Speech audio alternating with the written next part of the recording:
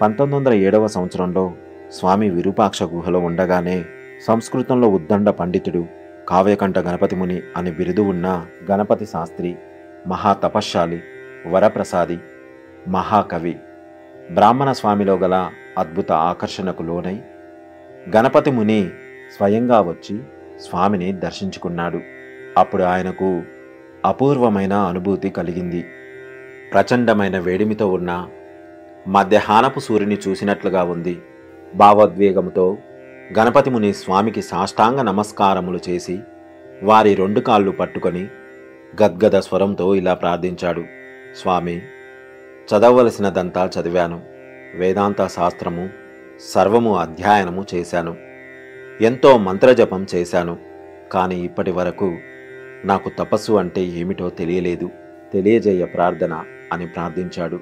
అప్పుడు స్వామి స్థిరదృష్టితో గణపతి మునిని చూసి ఆగి ఇలా జవాబు చెప్పారు: